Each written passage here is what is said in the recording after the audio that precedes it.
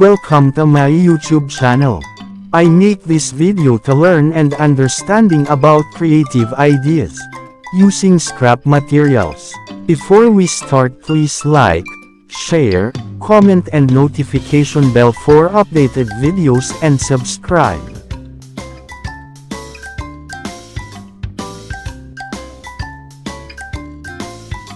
Let us begin. I write the materials to be used.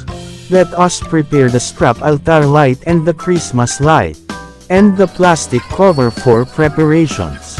The LED light from Christmas light, I use one red light and two blue LED light for good color combination.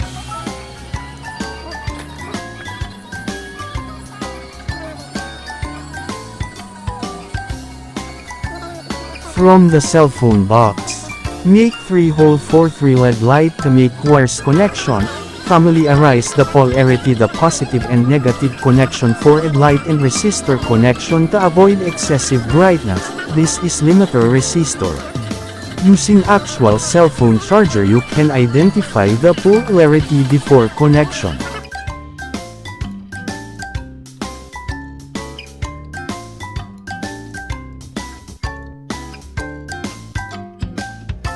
Again, review the connection. The LED light connected in parallel connection to supply the same voltage drop. The charger is 3 volts to 4.5 volts DC. Connection using soldering iron with lead.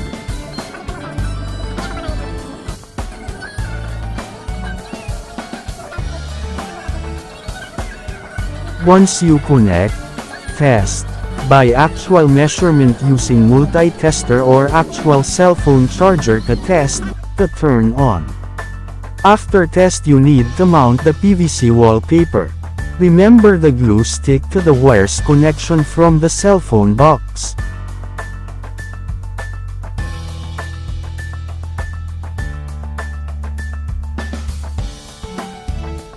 Creative ideas make us refresh our mind to make the brain active.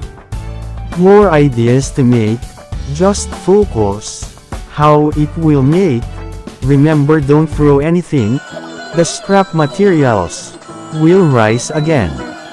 This wallpaper is adhesive, no need to glue, just apply.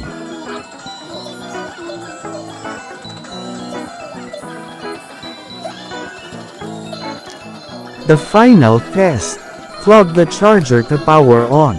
And let us observe the LED light to turn on. Wow na wow, our project is successful.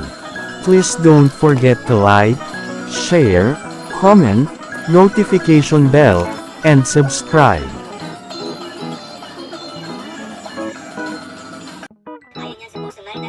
Once again, I'm Nonoy Rivera from Work Upload.